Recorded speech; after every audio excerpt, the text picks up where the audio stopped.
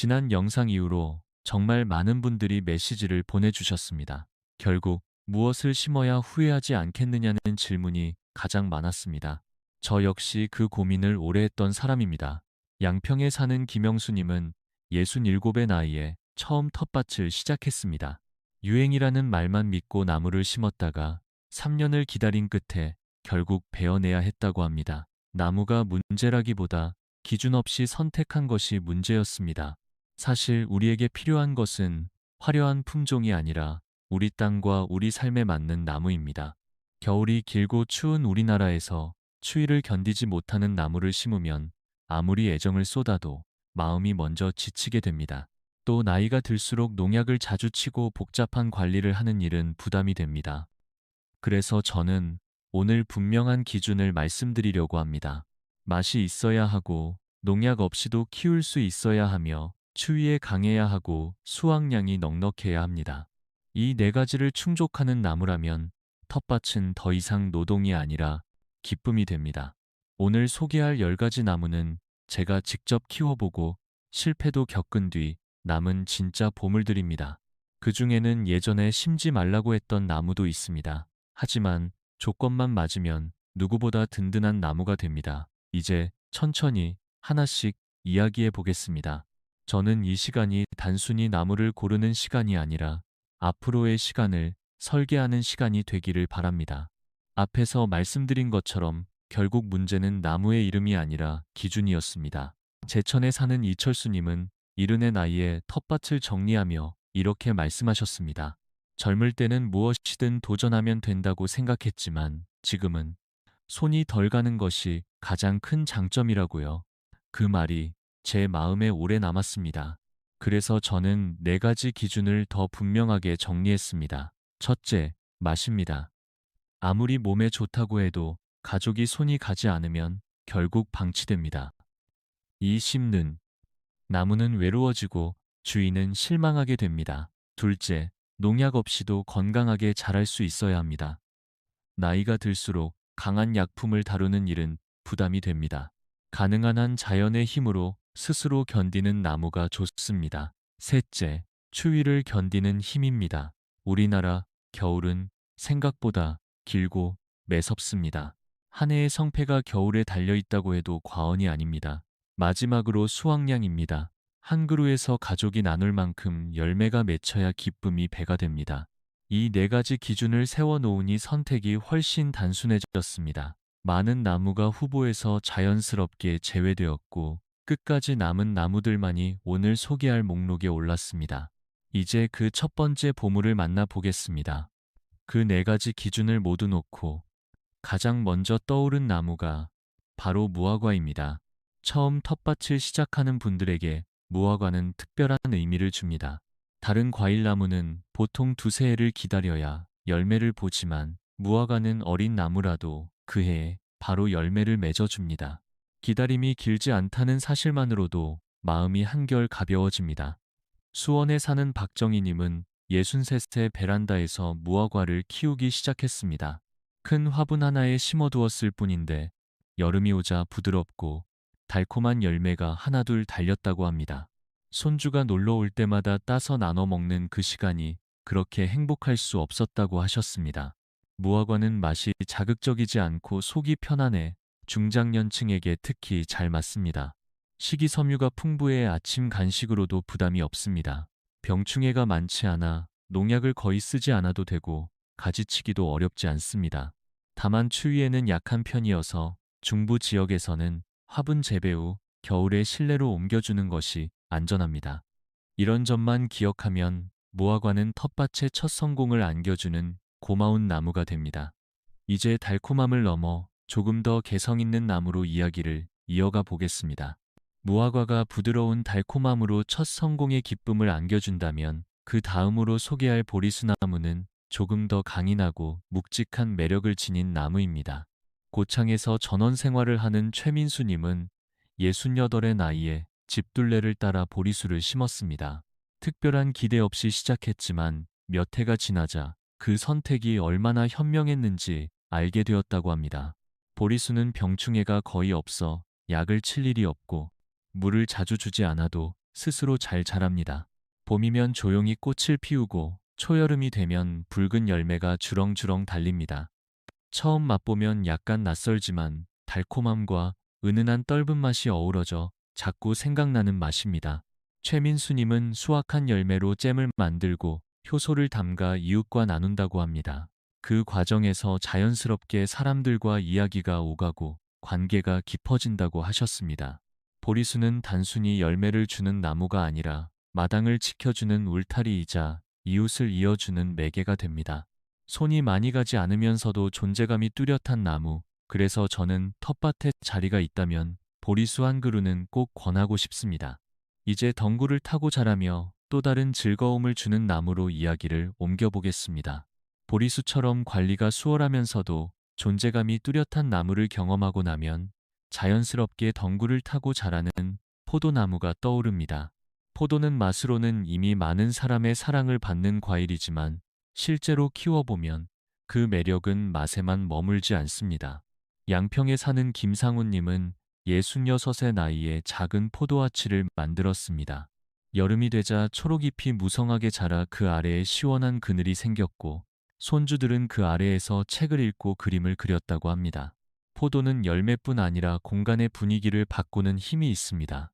잘 익은 포도 한 송이를 따는 기쁨은 물론이고 나무 아래에서 보내는 시간이 또 하나의 선물이 됩니다. 품종 선택도 중요합니다. 추운 지역이라면 캠벨 계열이 안정적이고 남부 지역에서는 샤인 머스켓이나 청포도 품종도 무난합니다. 비가림만 잘해주면 병을 크게 걱정하지 않아도 되고 조생종을 선택하면 관리도 훨씬 편합니다. 김상훈님은 한 해에 수십 킬로그램을 수확해 가족과 나누고 일부는 이웃과 나눈다고 했습니다. 이렇게 포도는 단맛과 그늘, 그리고 사람 사이의 온기를 함께 선물합니다. 이제 포도처럼 덩굴을 타고 자라지만 조금 더 소박하고 우리 기후에 잘 맞는 나무로 이야기를 이어가 보겠습니다. 포도처럼 덩굴을 타고 자라면서도 우리 땅의 기후에 더 자연스럽게 어울리는 나무가 바로 다래입니다. 다래는 겉모습은 작지만 맛은 진하고 향이 깊어 한번 맛보면 쉽게 잊히지 않습니다. 제천에 사는 한지훈님은 64세 다래를 심었습니다. 첫 해에는 열매가 거의 달리지 않아 실망했지만 알고 보니 암나무만 심고 수나무를 함께 두지 않았기 때문이었습니다. 다음에 수나무를 보완하자 가을이 되면 작은 열매가 가지마다 주렁주렁 열렸다고 합니다. 다래는 비타민이 풍부하고 새콤달콤한 맛이 강해 가을철 입맛을 돋우기에 충분합니다.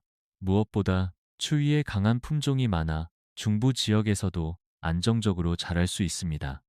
병충해도 많지 않아 약을 자주 쓰지 않아도 되고 울타리나 파고라에 기대어 키우면 공간 활용도도 좋습니다. 한지훈님은 수확철이면 손주와 함께 열매를 따며 가을 냄새를 맡는 그 시간이 가장 행복하다고 했습니다. 다래는 크지 않지만 단단한 기쁨을 주는 나무입니다. 이제 이처럼 강인하지만 조금 더 신중함이 필요한 특별한 나무로 이야기를 옮겨보겠습니다. 다래가 작지만 강인한 나무라면 다음으로 이야기할 잼나무는 그보다 더 신중한 태도를 요구하는 나무입니다. 누구에게나 잘 맞는 나무는 아니지만 몸에 맞는 사람에게는 오래도록 곁을 지켜주는 귀한 존재가 됩니다. 전남에서 살고 있는 윤영호님은 72의 나이에도 해마다 잣나무를 손질합니다. 젊은 시절부터 뚝에 오르지 않는 체질이라는 것을 알고 있었기에 조심스럽게 심었고 지금은 여름이면 춘백숙을 끓여 가족을 불러 모읍니다. 첫나무는 병충해가 거의 없고 척박한 땅에서도 잘 자라 손이 많이 가지 않습니다.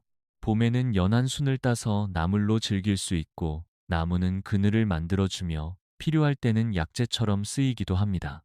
다만 체질에 따라 알레르기 반응이 있을 수 있으니 반드시 확인하고 소량으로 시작하는 것이 좋습니다. 잿나무는 자연을 존중하는 마음으로 다가갈 때 비로소 보답을 주는 나무입니다. 이렇게 각자의 성향에 맞는 나무를 선택하는 과정이 결국 텃밭의 방향을 정합니다. 이제 조금 더 부담 없이 누구나 쉽게 키울 수 있는 열매나무로 이야기를 이어가 보겠습니다. 잿나무처럼 체질을 고려해야 하는 나무가 있다면 그와는 달리 누구에게나 비교적 부담 없이 다가오는 나무도 있습니다. 바로 블루베리와 사과대추입니다.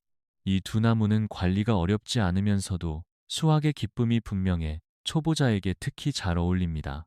안산에 사는 임명수님은 65에 작은 마당 한쪽에 블루베리를 심었습니다. 블루베리는 병충해가 거의 없고 키가 크지 않아 관리가 편합니다. 다만 산성 토양을 좋아하기 때문에 겨울 산책을 하며 모은 솔잎을 뿌리 주변에 덮어 주었다고 합니다. 그 작은 수고 덕분에 여름이면 진한 색의 열매가 탐스럽게 익었습니다. 손에 묻어나는 보랏빛을 보며 이명수님은 스스로에게도 건강한 선택을 했다는 안도감을 느꼈다고 했습니다. 사과대추는 또 다른 매력을 지닌 나무입니다.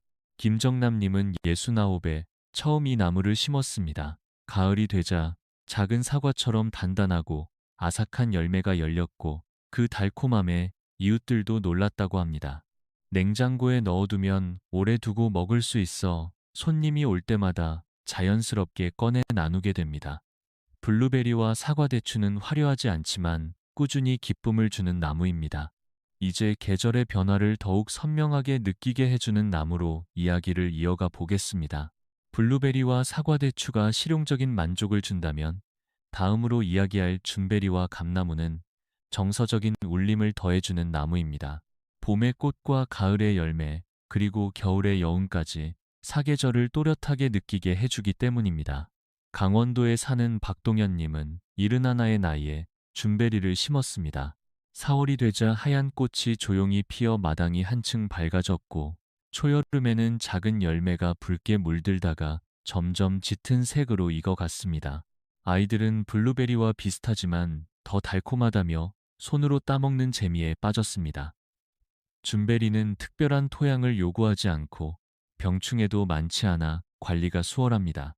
관상수와 열매나무의 역할을 함께 해주는 점이 큰 장점입니다.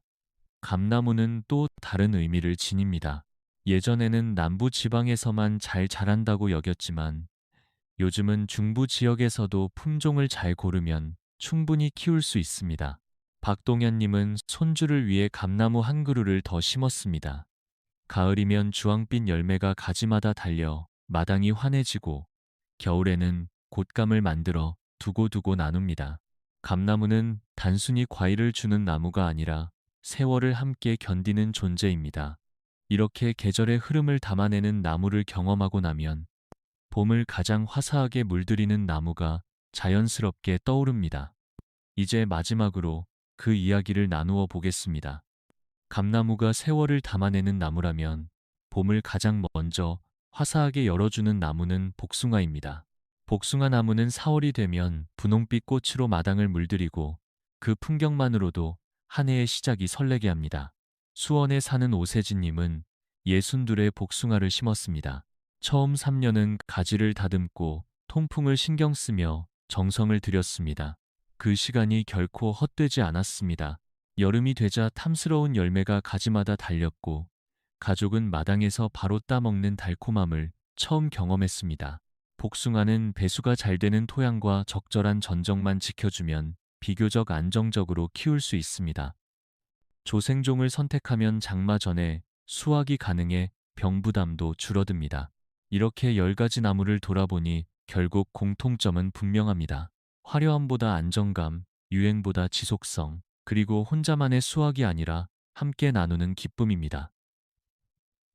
모든 나무를 다 심을 필요는 없습니다. 자신의 마당 크기와 생활 리듬, 그리고 몸의 상태에 맞는 나무 한두 그루면 충분합니다. 나무는 단순히 열매를 맺는 존재가 아닙니다. 기다림을 가르치고 계절을 느끼게 하며 가족과 이웃을 이어줍니다.